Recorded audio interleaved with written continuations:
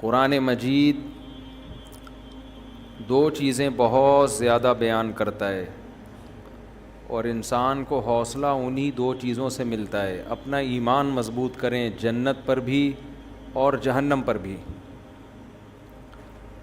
دیکھو یعلمون ظاہرا من الحیات الدنیا، اللہ فرماتے ہیں یہ لوگ دنیا کے ظاہر کو دیکھتے ہیں. یہ جو دنیا کا ظاہر ہے بار بار ہم ان آیتوں میں پڑھ رہے ہیں کہ یہ دھوکہ ہے، یہ ایسے ہے نہیں جیسا نظر آ رہا ہے. مریں گے سب ختم ہو جائے گا. کتنی بڑی حقیقت ہے یہ. ایک موت اس دنیا پر بھی آنی ہے اور ایک موت ہماری ذات پر بھی آنی ہے. آج وہ لندن والے بھی نہیں آئے؟ خیریت تو ہے؟ اچھا 2 دن سے نہیں آ رہے، اللہ خیر کرے. ایک موت ہم پر بھی آنی ہے اور ایک اس دنیا پہ بھی آنی ہے. یہ سب سائنسی ترقی اور خلائی سیارے اور مریخ اور چاند پہ پہنچنے والی باتیں بالآخر زمین پہ ڈھیر ہو جائیں گی. تو ترقی سے تو آپ کو منع نہیں کیا جا رہا، لیکن بار بار بتایا جا رہا ہے اصل آخرت ہے. انسان مرنے کے بعد مر کے ختم نہیں ہوتا، بہت بڑی زندگی اس کے بعد شروع ہوتی ہے، جنت کی صورت میں یا جہنم کی صورت میں. ہم نے فرعون کا واقعہ بھی پڑھا، ہم نے قارون کا واقعہ بھی پڑھا، ہم نے موسیٰ علیہ السلام کا واقعہ بھی پڑھا، کیسے اللہ نے فرعون کو آگ میں داخل کیا ہے. اب آپ مجھے ایک بات بتاؤ، جن لوگوں کا آخرت پہ یقین نہیں ہے ان کی نظر میں فرعون لاکھوں بچوں کا قتل کر کے بھی اس کو کوئی نقصان نہیں ہوا. زیادہ سمندر میں پانی میں غرق ہو گیا، وہ تو نہیں بھی ہوا ہوتا تو اب تک تو ویسے ہی مر چکا ہوتا. لیکن اللہ کہہ رہا ہے ایسا نہیں ہے، ایسا نہیں ہے. النار یعرضون علیہا غدوا وعشیا، آگ ہے جس میں وہ صبح و شام جلایا جاتا ہے. تو ان راتوں میں اللہ سے رات کو اٹھ کے بار بار آگ سے پناہ مانگیں. آگے بڑی سخت زندگی شروع ہونے والی ہے، اور ایک طرف اللہ کی بہت خوبصورت جنت ہے، بہت خوبصورت جنت. مجھے کسی نے بتایا کہ مجھے خواب میں جنت دکھائی گئی، کل کی بات ہے. تو جو بتانے والے بتا رہے تھے کہ اتنی خوبصورت جنت، اتنی خوبصورت، دل ہی نہیں کر رہا تھا اٹھنے کا نا کہ آنکھ کھل جائے. اتنی خوبصورت جنت. تو میں نے کہا کہ جتنی خوبصورت آپ کو خواب میں نظر آئی ہے نا جنت، اس کو 1 کروڑ سے ضرب دے دو پھر بھی کم ہے. تو بھائی یہ کچھ بھی نہیں ہے. یہ جو ہے نا یہ جو یہاں کی انٹرٹینمنٹ، یہاں کیا ہے، زیادہ سے زیادہ پیزا کھا لو گے نا، یہ انٹرٹینمنٹ ہے یہاں کی. کیا کر لو گے؟ بھوک لگ رہی ہے، بیف بریانی کھا لی، بوفے میں چلے گئے، کیا کھا لیا وہاں پہ، کتنی دیر کی لذت ہے. آپ کی پسند کی شادی ہو گئی، آپ کو آپ کی محبوبہ مل گئی، تھوڑے دنوں میں اس نے بھی بڈھے ہو جانا ہے، آپ بھی بڈھے ہو گئے. حضرت حکیم اختر صاحب رحمہ اللہ تعالی شعر پڑھا کرتے تھے، وہ پورا شعر مجھے اکثر یاد ہی نہیں رہتا، آخر کا یاد رہتا ہے ہمیشہ سے، کہ ختم زندگانی ہوئی، کوئی نانا ہوا کوئی نانی ہوئی. یہ جو عشق تھا نا یہ بالآخر نانا اور نانی پہ جا کے ختم ہوتا ہے. عاشق نانا بن جاتا ہے اور معشوقہ نانی. تبھی تو صحابہ کرام اس جنت کے پیچھے دوڑے ہیں. غزوہ احد میں صحابی گھمسان کی جنگ ہے، کھجور کھا رہے ہیں، پھر کہنے لگے یہ کھجور ختم ہونے کا زمانہ تو بہت طویل ہے اور جنت میرے بالکل سامنے، اتنا صبر نہیں ہوتا مجھ سے.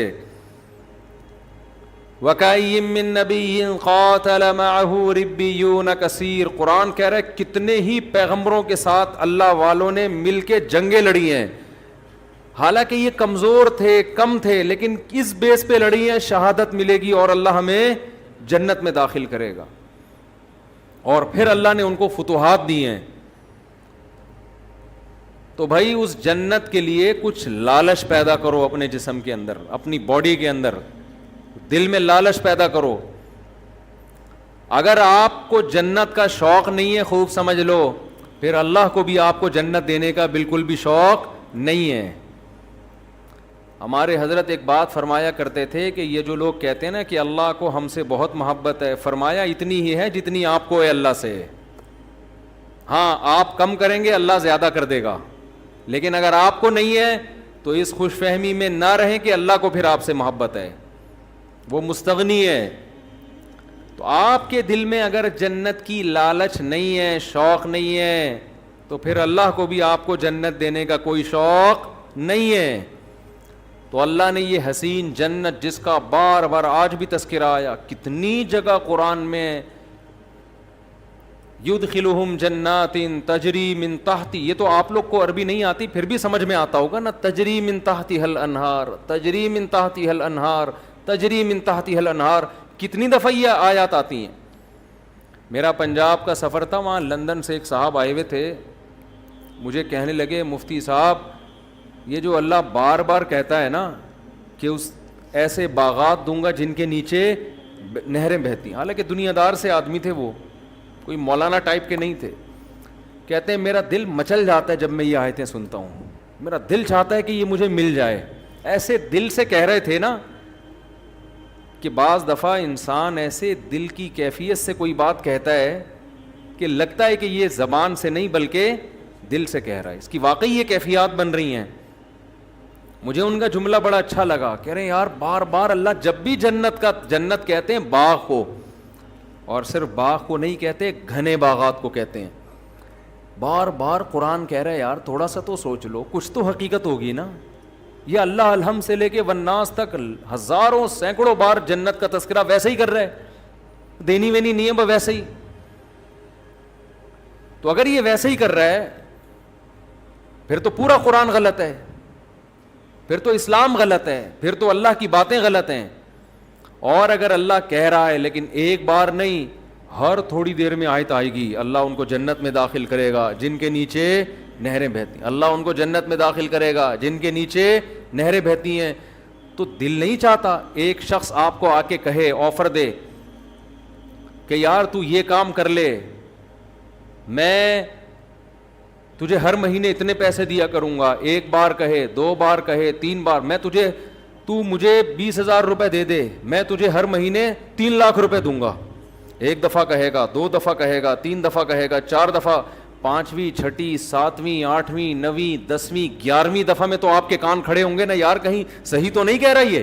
آپ تحقیق شروع کر دو گے, یار اگر یہ سچ کہہ رہا ہے تو 20,000 میں 3 لاکھ مل رہے ہیں تو کون پاگل ہے جو نہیں دے گا. تو بھائی اللہ کہہ رہا ہے, وہ آدمی تو پھر بھی جھوٹا ہو سکتا ہے.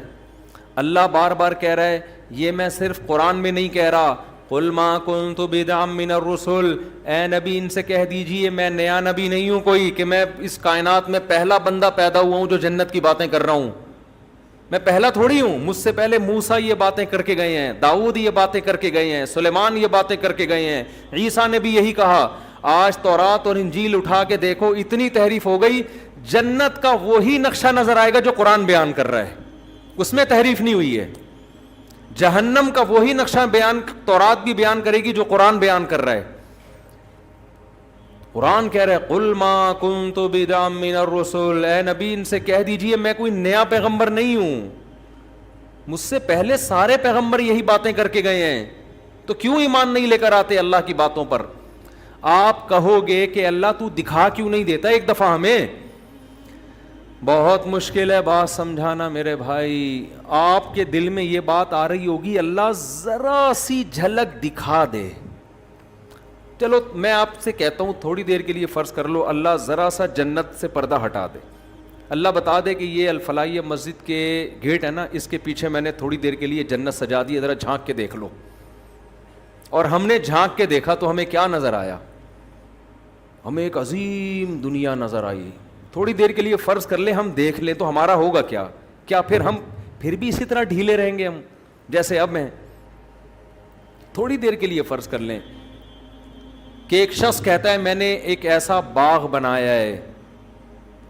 لوگ تفریح پہ جاتے ہیں نا, چترال جاتے ہیں تفریح کے لیے, اور وہ کیا ہے چترال میں جو ہائٹ کی جگہ ہے ایک تو یار داریل دماغ پہ بھی چشمہ لگنا چاہیے انسان کے, صرف آنکھوں کے لیے نہیں ہو. وہ اسکردو جاتے ہیں اور سوات مردان جاتے ہیں, کاغان ناران جاتے ہیں, تو جو جا کر آتا ہے اپنے دوستوں کو ایسی لمبی لمبی پھینک کے بتا رہا ہوتا ہے ابے یہ, حالانکہ ہوتا بھی ہے خوبصورت علاقے ہیں, لیکن تھوڑا اور زیادہ کر کے بتا رہا ہوتا, کیونکہ یہ گیا نہیں ہوتا نا اس کو شو مارنے کے لیے. ہم بچپن میں تو ہم ایسا بہت کرتے تھے, ابے بھائی ایسی چیز ہے, ہم تاکہ اس کو نا تھوڑا سا بھرم رہے ہیں اس کے اوپر, اور یہ احساس کمتری میں مرتا چلا جائے کہ میں کیوں نہیں گیا. بچے یہ شو بازی والا کام بہت کرتے ہیں, لیکن واقعی اب آپ ایسی جگہ سے گھوم پھر کر آئے, اب آپ اپنے دوست کے سامنے نقشہ کھینچ رہے ہو, یار میں ایسی جگہ گیا جہاں خوبصورت گھنے باغات تھے, جہاں بہترین, جہاں کے لوگ ایک الگ ہی قوم رہ رہی تھی وہاں پہ. میں نے اس قوم سے انٹرویو لیا, ان کے چہرے بہت خوبصورت, صحتیں بہت اچھی. ان لوگوں سے ہم نے پوچھا تو انہوں نے کہا ہم اس باغ میں لاکھوں سال سے رہ رہے ہیں, ہم پر موت نہیں آتی. یہ ایسا پانی ہے ان چشموں کا جو پی لے تو یہ آب حیات ہے, اسے زندگی میں کبھی بھی موت نہیں آئے گی. کوئی دیکھ کر آئے آپ کے دوستوں میں سے,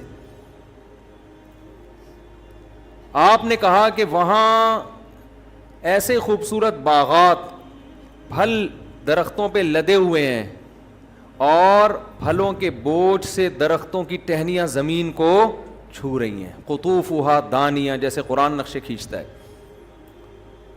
اور وہاں اتنی خوبصورت عورتیں ان لوگوں کی قوم میں جو ان کو ملی ہیں نکاح کرنے کے لیے, شادی کرنے کے لیے, اتنی خوبصورت عورتیں ہیں, یرا مخ سوقہما من وراء اللحم, کہ ان کی پنڈلیوں کا گودا بھی ان کی کھال سے نظر آتا ہے, ایسی شفاف اسکن ہے ان کی. جب نبی نے بتایا نا صحابہ کو کہ اللہ نے جو یاقوت اور مرجان سے زیادہ خوبصورت حوریں جنت میں پیدا کی ہیں, ان کی جو پنڈلیوں کا گودا ہے وہ بھی باہر سے نظر آئے گا, اتنی ٹرانسپیرنٹ اسکن ہوگی ان کی. صحابہ نے عرض کیا یا رسول اللہ یہ کیسے ممکن ہو کہ ایک ہے انسان, حور ہوگی تو انسان ہی نا, کوئی روبوٹ تھوڑی ہے, کوئی مشین تھوڑی ہے انسان, لیکن اس کی اسکن میں اس کی کھال اتنی شفاف, یہ کیسے ممکن ہے؟ تو آپ نے فرمایا کیا تم نے قرآن میں پڑھا نہیں ہے کأنہن الیاقوت والمرجان, میرا رب جنت کی حور کی تعریف کے لیے کہتا ہے جنت کی حوریں ایسی ہیں جیسے یاقوت اور مرجان. تو کیا یاقوت کے پتھر میں موتی میں دھاگا داخل کیا جائے وہ باہر سے نظر نہیں آتا کیا؟ حالانکہ کتنا ہارڈ ہوتا ہے, کتنا سخت ہوتا ہے, اس کے باوجود بھی وہ باہر سے نظر آتا ہے. تو یہ تو دنیا میں اللہ نے ایسی حسین چیزیں, ایسے پتھر پیدا کیے ہوئے ہیں جو اتنے شفاف ہوتے ہیں کہ آپ ان کے اندر ان کا دھاگا نظر آ رہا ہوتا ہے. تو جنت کی حور تو جنت کی حور ہے, یہ تو دنیا میں اس کی مثالیں ملتی ہیں. تو مجھے بتاؤ اگر کوئی آپ کو آ کے بتائے یار ایسا علاقہ دیکھ کے آیا ہوں, وہاں ایسی خوبصورت عورتیں, اور وہاں لوگ کبھی بیمار نہیں ہوتے. جیسے میں گلگت گیا نا تو 80 سال لوگوں کی عمریں, وہاں لوگ بتا رہے ہیں ہم 80 سال نہیں, ہم 80 لاکھ سال سے زندہ ہیں. اور یہاں کے بارے میں رپورٹ یہ ہے کہ یہاں کسی کو موت نہیں آتی. یہاں محبت اتنی ہے آپس میں کہ کبھی کسی کا جھگڑا کسی سے نہیں ہوتا. لا يسمعون فیہا لغوا ولا تأثیما, قرآن کہتا ہے کبھی کوئی بیکار بات, کوئی لغو بات. یہاں تو ایک بیان دو, نیچے کمنٹس میں کچھ اچھے اور کچھ اسٹیبلشمنٹ کا پٹھو. اب اسٹیبلشمنٹ کے تانے کیوں دے رہے ہو؟ اب تو اسٹیبلشمنٹ اس کے خلاف ہے بھائی. ہمیں کہتے تھے نا اسٹیبلشمنٹ کے پٹھو ہیں, یہ حکومت کے پٹھو ہیں. اب تو حکومت بھی گئی, اسٹیبلشمنٹ بھی آپ کے ساتھ ہے. اب اگر میں حمایت کر رہا ہوں تو کم از کم اب تو یہ نہ بولو نا کہ اسٹیبلشمنٹ کے پٹھو ہیں. تو آدمی کی کھوپڑی گھومتی ہے نا کہ یار تم کیا کر رہے ہو, کچھ بولنے ہی نہیں دیتے. آپ تبصرہ کرو لیکن غلط بےہودہ الزام تو نہ لگاؤ نا ہمارے اوپر. تو یہاں آدمی کی کھوپڑی گھومتی رہتی ہے اور پتلا ہوتا رہتا ہے. آج مجھے کوئی کہہ رہا تھا آپ اتنے باریک ہوتے جا رہے ہیں. میں نے کہا بھائی رمضان کا آخری عشرہ چل رہا ہے, اتنے آج بھی میرا عصر کے بعد بھی بیان تھا, افطار سے پہلے.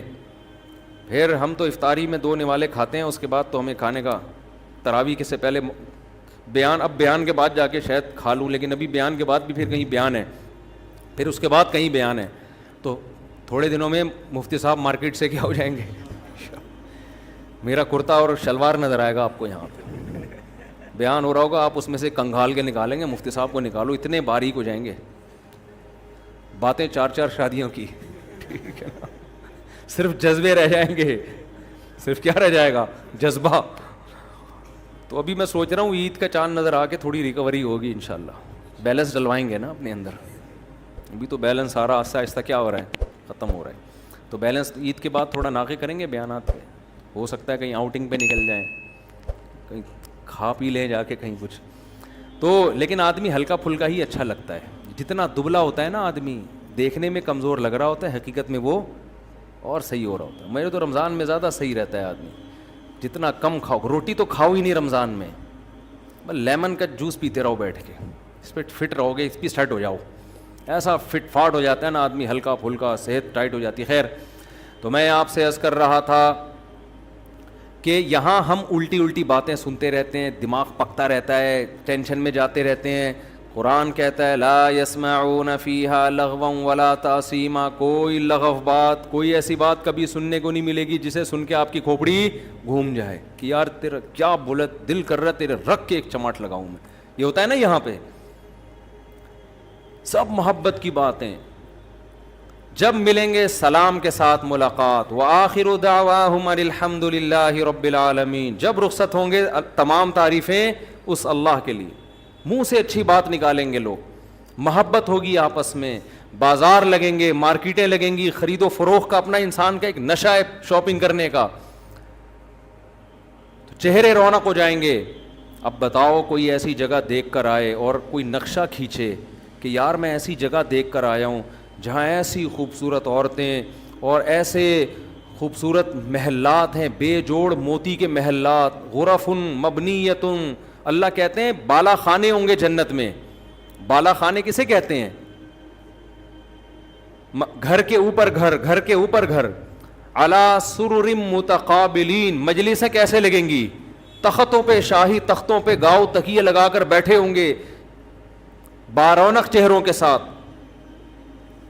اور اللہ نے کیا تعریف کی, کأنہن بیض مکنون, فرمائے تمہیں جو عورتیں وہاں ملیں گی جن سے تمہارا نکاح ہوگا, بیض مکنون, ان کے حسن کی اللہ کیسے مختلف انداز سے تعبیر کرتا ہے. کہیں اللہ کہتا ہے قاصرات الطرف عین, ایسی حیا, یہاں تو آپ بیگم سے اونچی آواز سے بات کریں, آگے سے اس سے زیادہ اسپیڈ سے جواب پارسل ہوگا. وہاں کیا قرآن کہہ رہا ہے کہ جو حور ہے جنت کی, قاصرات الطرف عین, بڑی بڑی آنکھوں والی, آئینہ, آئینہ کہتے ہیں بڑی آنکھوں والی, اور قاصرات الطرف, نظر کو جھکانے والی. اور قرآن کیا کہتا ہے, حور کسے کہتے ہیں عربی میں, حور کہتے ہیں سفید رنگت والی, حورا, حورا کہتے ہیں, اس کی جمع حور آتی ہے. اس کی آنکھوں کی سفیدی انتہائی سفید, اور اس کی جو آنکھوں کی سیاہی ہے, جو پتلی ہے وہ انتہائی سیاہ. کیسے اللہ تعالیٰ اس کے حسن کا نقشہ کھینچتے ہیں. اور قرآن کیا کہتا ہے, ایسی شفاف, کأنہن بیض مکنون, جیسے چھپائے ہوئے انڈے ہوتے ہیں نا, پرندہ گھونسلے میں انڈے دے کے اس پہ گھاس ڈال دیتا ہے کہ اس پہ گرد و غبار نہ آئے. تو اللہ کہتے ہیں میں نے ایسے ہی ان حوروں کو جنت کے مشک و عنبر کی مٹی سے بنا کے خیموں میں محفوظ کر دیا ہے. لم یطمثہن انس قبلہم ولا جان, کوئی انسان اور جن ایسا نہیں ہے جس نے ان کو کبھی چھوا ہو اس جنتی سے پہلے. جنتیوں کے لیے اللہ نے محفوظ کر دی ہیں. اللہ کو پتہ ہے یہاں کون جنت والے اعمال کر رہا ہے, اللہ ان اعمال والوں کے لیے پہلے سے ان کے لیے انتظام کر کے رکھا ہوا ہے اللہ تعالیٰ نے. انا انشأناہن انشاء, اللہ فرماتے ہم نے ان کو اسی مٹی سے بنایا ہے. فجعلناہن ابکارا, ہم نے ان کو ہمیشہ کے لیے کنوارا بنا دیا, ہمیشہ کے لیے. تو کتنی اللہ قرآن میں تعریفیں کر رہا ہے. پھر جنت کی شراب کی تعریف قرآن کرتا ہے, لا یصدعون عنہا ولا ینزفون, ایسی شراب کی لذت دنیا کی شراب سے بھی زیادہ, لیکن نہ اس سے سر میں درد ہوگا اور نہ بہکی بہکی باتیں کرے گا. فیہا انہار من ماء غیر آسن, 4 نہریں اللہ نے جنت میں ذکر کی ہیں. ایک نہر ایسا پانی جس کا ذائقہ کبھی متغیر نہیں ہوگا, ایک سفید دودھ کی بہتی ہوئی نہر, ایک شراب کی بہتی ہوئی نہر. جہاں شراب کا تذکرہ آیا لذت للشاربین, فرمایا ایسی شراب جو پینے والوں کے لیے لذت کا سامان ہوگا. وانہار من عسل مصفی, اور ایک نہر اللہ نے پیدا کی ہے شہد کی نہر. اللہ اپنی جنت کی بار بار بار بار بار بار, اور سورہ رحمان میں تو تعریفیں کر کے پھر بار بار یہ بھی کہتا ہے فَبِأَيِّ آلَاءِ رَبِّكُمَا تُكَذِّبَانِ, اپنے رب کی کون کون سی نعمتوں کو جھٹلاؤ گے. یہ جنت کا تذکرہ اللہ قرآن میں بھی کرتا ہے, اسی جنت کا تذکرہ اللہ تورات میں بھی کرتا ہے, اسی جنت کا تذکرہ اللہ انجیل میں بھی کرتا ہے, اور کہتا ہے میں نے اپنے بندوں کے لیے بنائی. کس کے لیے بنائی؟ اپنے بندوں کے لیے بنائی. تو اللہ بار بار کہہ رہا ہے میں نے اپنے بندوں کے لیے جنت بنائی, میں نے اپنے بندوں کے لیے جنت بنائی. انکا لا تجوع فیہا ولا تعرا, نہ بھوک کی تکلیف ہوگی اور نہ لباس کی پریشانی ہوگی. جنت میں جو کھانا کھائیں گے بھوک کی تکلیف کے بغیر, صرف لذت کے لیے ہوگا وہ کھانا. کیسی اللہ نے نعمتیں بیان کی. وَلَحْمِ طَيْرٍ مِّمَّا يَشْتَهُونَ, جس پرندے کا گوشت کھانے کا دل چاہے گا وہ کھاؤ گے. سورہ دہر اٹھا کے دیکھیں, اللہ فرماتے ہیں اِذَا رَأَيْتَهُمْ حَسِبْتَهُمْ لُؤْلُؤًا مَّنْثُورًا, خوبصورت بچے خدمت کے لیے, اتنی بڑی تعداد میں آپ کی خدمت کے لیے, حالانکہ وہاں خدمت کی ضرورت نہیں ہے, لیکن اللہ نے آپ کی انٹرٹینمنٹ کے لیے, کہ انسان کو نا مزہ آتا ہے کسی سے خدمت لیتے ہوئے, آرڈر چلاتے ہوئے, ابے یہ لے آ جا کے. آپ نے دیکھا نا وہ مکینک کیسے کام لیتے, چھوٹے پانا لے کر آ, چل چھوٹے وہاں سے ٹائر اٹھا کے لا. وہ چھوٹا گنجا ہوتا ہے, اس کے چپت بھی پڑتی رہتی ہے سر پہ, اور اس کو ٹنڈ بھی کروا کے رکھتے ہیں. اکثر میں نے دیکھا ہے وہ بچے جو کام کر رہے ہیں نا وہ گنجے ہوتے ہیں, ان کو میں کہتا ہوں بال تو رکھو, کم از کم چپت لگے گی, تھوڑی تکلیف کم ہوگی اس سے. انسان کی ہے کہ بھئی وہ چودراہٹ چاہتا ہے. تو قرآن کہتا ہے ایسے پیارے خوبصورت بچے خدمت کے لیے, ان کا قرآن نے نقشہ کھینچا ہے. اِذَا رَأَيْتَهُمْ حَسِبْتَهُمْ لُؤْلُؤًا مَّنْثُورًا, جب تم ان کو دیکھو گے ایسے لگے گا موتی ہیں بکھرے ہوئے. جیسے تسبیح خوبصورت دانوں والی ٹوٹتی ہے اور کیسے موتی بکھر جاتے ہیں, ایسے وہ خوبصورت بچے جنت کے اندر بکھرے ہوئے ہوں گے. ایک روایت میں آتا ہے جو جنت اپنی آنکھوں سے دیکھ لے اس کو دنیا جہنم لگے گی. یہ جو دنیا ہم جہاں بیٹھے ہوئے ہیں نا, جیسے جو لوگ امریکہ یورپ سے آتے ہیں نا, کراچی آتے ہیں, گلی میں آتے ہیں. کل ایک صاحب مجھے کہنے لگے کہ میں کینیڈا جا رہا ہوں, 5 سال بعد میرا ارادہ ہے واپس پھر یہیں اسٹے کروں گا, میں بس 5 سال میں اتنا کما لوں گا پھر یہیں آؤں گا. میں نے کہا 5 سال کے بعد آپ یہاں آؤ گے مگر آپ کا یہاں دل نہیں لگے گا, کیونکہ آپ نے کینیڈا دیکھ لیا ہوگا, آپ کو یہاں گٹر کے ڈھکن ہضم ہی نہیں ہوں گے آپ کو یہاں, پھر یہاں ٹریفک, پھر گاڑیاں. تو میں نے کہا یا تو جاؤ نہیں, اسی گندگی میں گزارا کرو, کیونکہ اس گندگی میں بہت سی اچھائیاں بھی ہیں, مذہب محفوظ ہے یہاں پہ, سستائی ہے وغیرہ وغیرہ. بھی میں اس ٹاپک پہ نہیں جاتا, بہت سی خوبیاں ہیں. تو یہ گٹر کے ڈھکن وکن برداشت کر لو, آپ کا امیون سسٹم اتنا اچھا ہو جائے گا یہاں پہ رہ کے کہ کسی دن گٹر میں گر بھی گئے نا تو اگلے گٹر سے نکلو گے زندہ سلامت. ایسا سسٹم ہو جاتا ہے یہاں پہ, وہاں سے نکلنا بھی ضروری نہیں ہے. اگر آپ چلتے چلتے اگلے ڈھکن اور اگلے سے نکل جاؤ گے, کیونکہ ڈھکن وہاں بھی نہیں ہوگا, یعنی یہ بھی ٹینشن نہیں ہے کہ میں یہاں سے آگے چلا گیا, پیچھے سے پانی کا پریشر آیا, نکلوں گا کہاں سے, کوئی بات نہیں, اگلے ڈھکن سے نکل جاؤ آپ. تو